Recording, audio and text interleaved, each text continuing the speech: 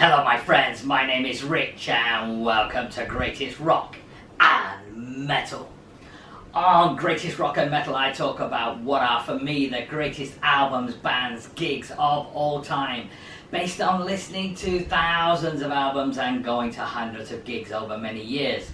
Please press the red button to subscribe to the channel. It's free, it's easy to do and it won't take very long. Thank you very much.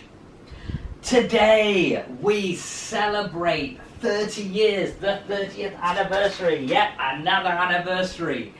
This time the 30th anniversary of these two beauties. Guns N' Roses, Use Your Illusion 1 and 2.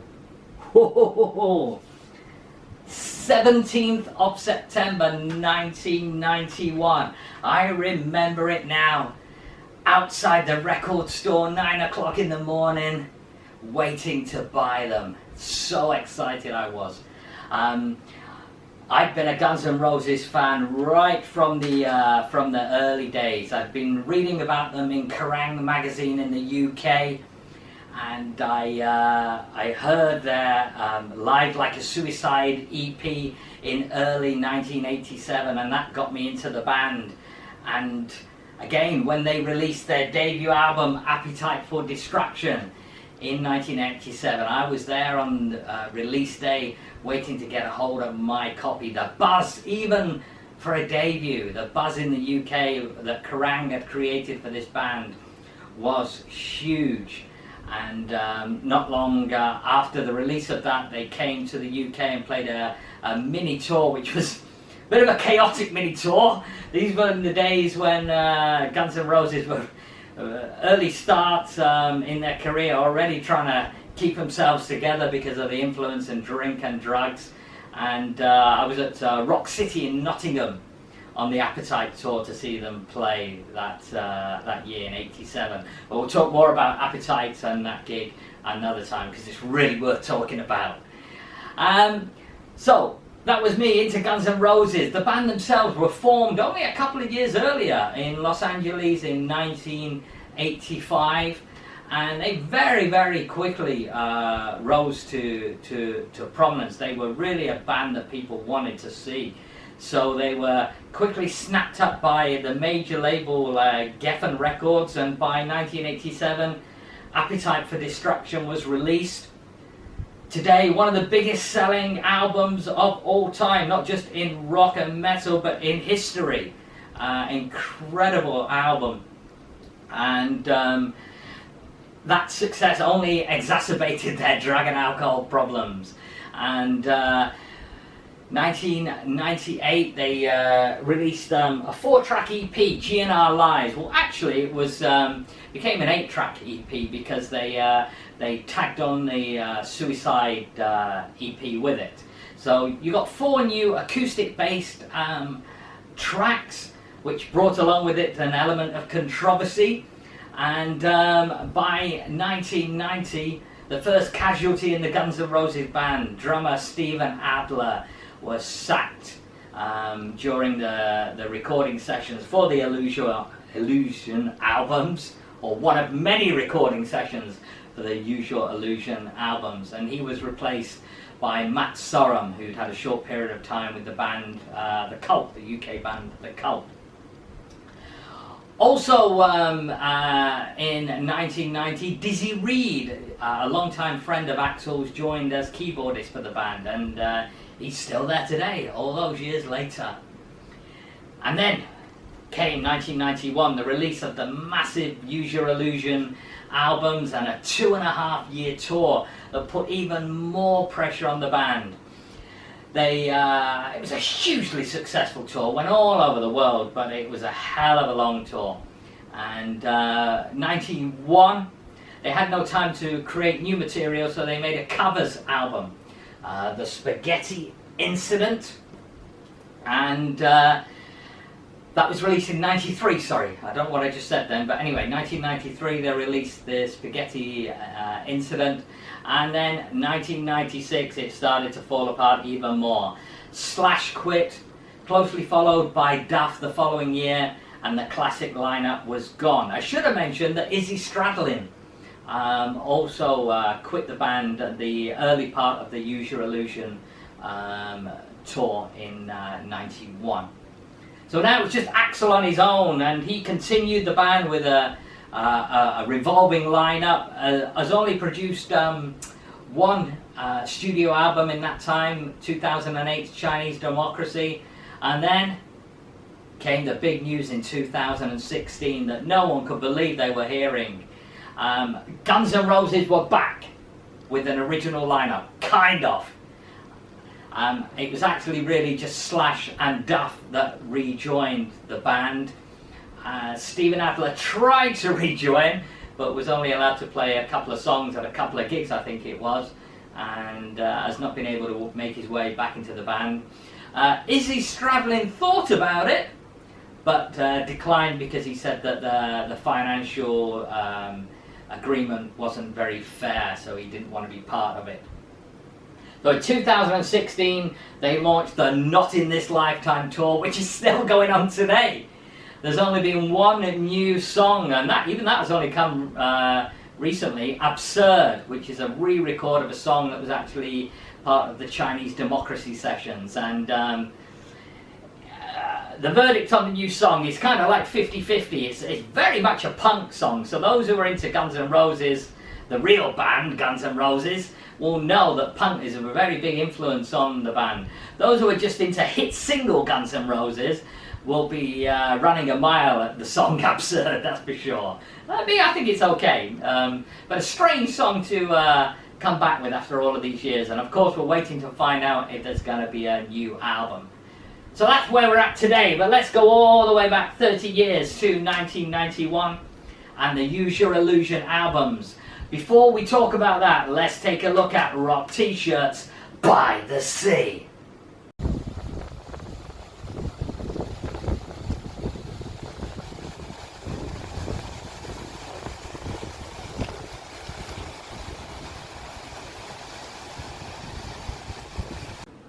So, September 17th, today, 30 years ago, these two monster albums were released. This was unprecedented.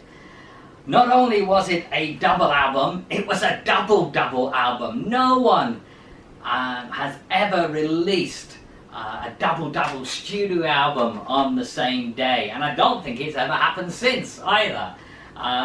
Real unique thing, 30 songs across these albums, and what a massive variety of songs as well. The producer was the same guy who'd done Appetite, Mike Klink, and the sound of these albums is absolutely fantastic, especially given there's so much more going on. Now there's a lot more orchestration, keyboards, and effects going on in this album, and layered guitars than there were on Appetite, which was a much more raw kind of album, with some great production values on it.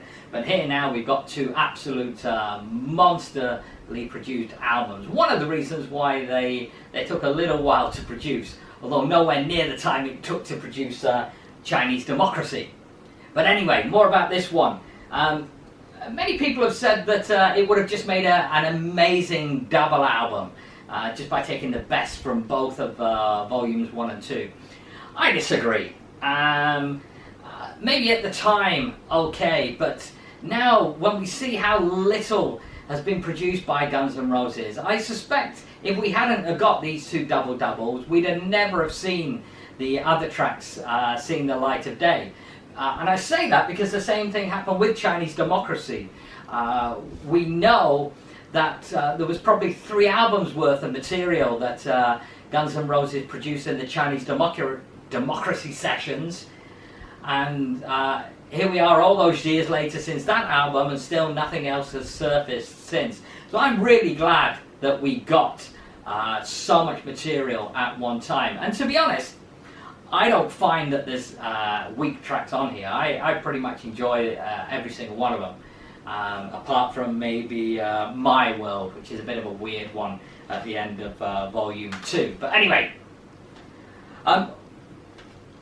This led to a massive world tour. They were hugely successful on Appetite. The success carried on. Okay, they didn't sell as many millions as Appetite, but they still certainly sold millions of these, and it's full of great tracks. They ended up making 11 music videos for songs across this album.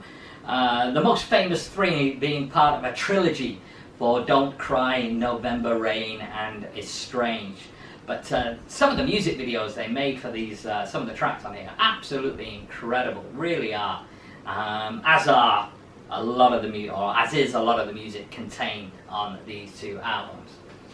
What are my favourite 4? Well, with so much to choose from, the first thing I'm going to do is I'm not going to choose any of the singles that everyone knows and loves. I'm looking at the deep tracks here, so I'm going to tell you a couple of my favourite deep tracks from each of the volumes. So looking at volume 1 first, I would choose Bad Obsession. What do I like about Bad Obsession? Well,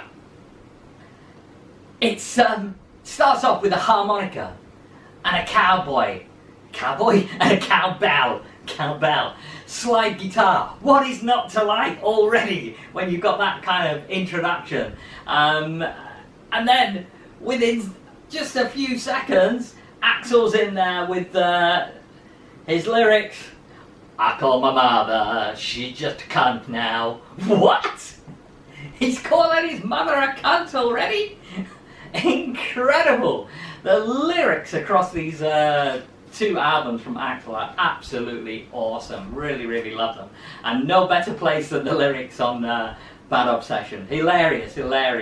And a great rocking song. Really love this song. And it was great when they did this live as well. And then the next track I would choose is the track that closes out Volume 1. It is the epic Coma. Written by Slash and Axl. It's built around a brilliant Slash riff and a Matt Sorum drum beat that at times is reminiscent of the heartbeat monitor in a hospital. And there's some great hospital sound effects that are put in parts of this song as well. Really does enhance it. The kind of thing that you might find Pink Floyd doing on albums like The Wall. Really great use of the sound effects on here. And as the title implies, this is Axl's take on what it must feel like to be the person trapped inside a coma. Brilliant guitar work from Slash throughout on this, and a great song. Really great song. I'd love to have seen an official video for this song. I bet it'd been incredible. Anyway, on to Volume 2, which many people feel was the stronger of the 2 volumes. Mainly, I think, because it's got the more accessible singles on there, with things like Knocking on Heaven's Door and Don't Cry and Estranged and You Could Be Mine. So, those kind of tracks made Volume 2 a little bit more popular than 1. Me, I can't split them. I love them both equally. Bit of a cop-out maybe, but there you go. It's my thoughts. So the songs I love here, Breakdown. This starts all country style with Axl singing along to a piano, and it's very much a piano-based song, along with the guitars, of course. And Axl really shines on this, not just vocally, but again lyrically. His lyrics on this song are awesome, as are Slash's guitar solos.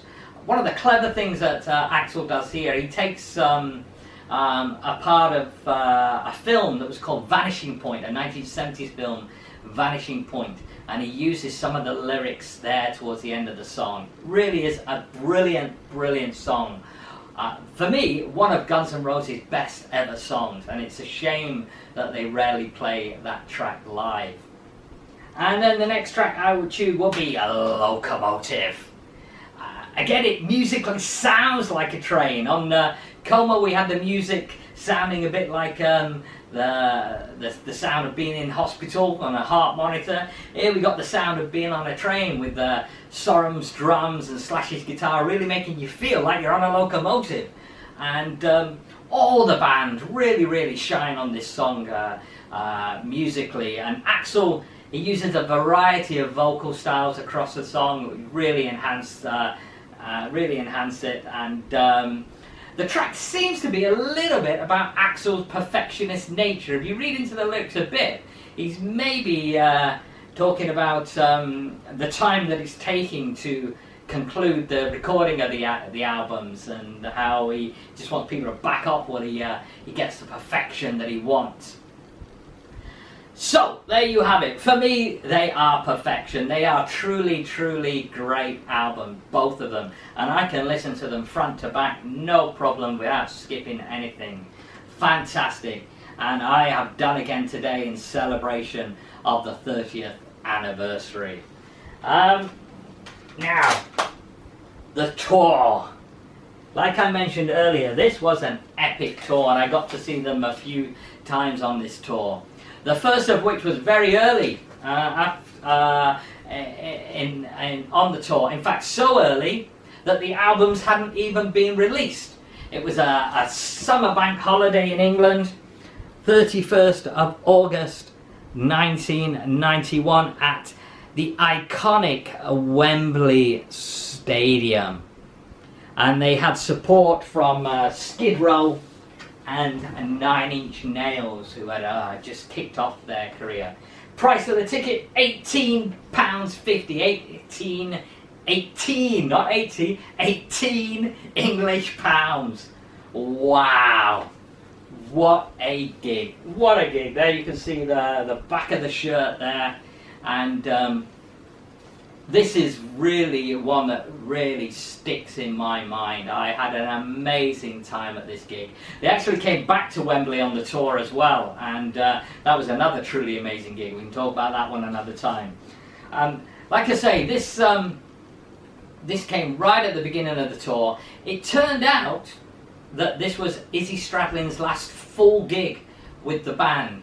And as a full member, he did come back and help out a few times, but as a full member, this was his last gig with the band, although we didn't know that at the time.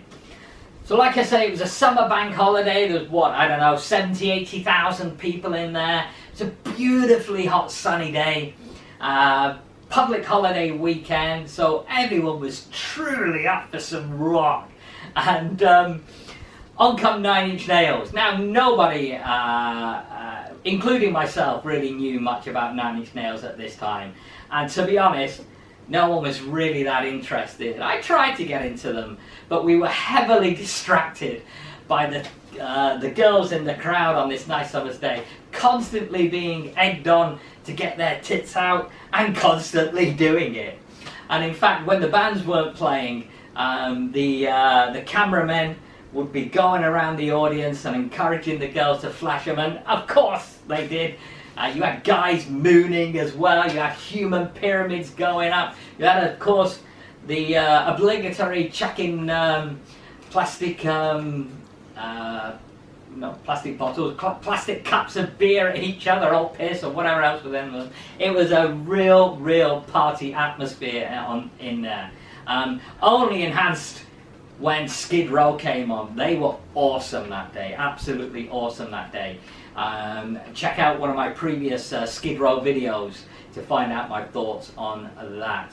And then after a very long wait, these were the days when Axl used to keep you waiting. I think it was probably about almost an hour and a half later after Skid Row, on comes Guns N' Roses. Well, the place went nuts. They kicked off with the track Perfect Crime, and then straight into Mr. Brownstone, and it was chaos, absolute chaos, but in a good way. And the energy from the band in their younger days was absolutely phenomenal, running all over the place, and really fantastic.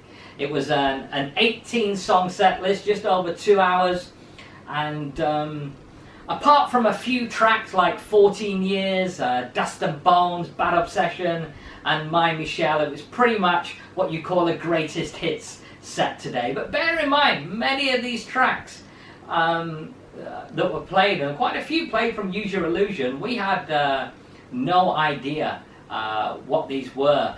But it just goes to show the strength of these tracks, because myself, my friends, and others in the crowd, this wasn't a time for a lull. They came across brilliantly right from day one, even the track that we've not yet heard, which is a phenomenal achievement in itself. Maybe the atmosphere helped with that as well, because it was such a party atmosphere. But this was in the days when Guns N' Roses really commanded the whole stadium, front to back. Awesome, awesome gig. And it was also at the time before, later on in the Use Your Illusion tour, they started to add backup musicians and backup singers. They had none of that here. It was just them as the band, and great, great stuff. It really, really was. And there you have it. That is my thoughts on the 30th anniversary of Use Your Illusion. Thank you very much for watching. Please press the red button to subscribe to the channel. And remember, as always, we rock!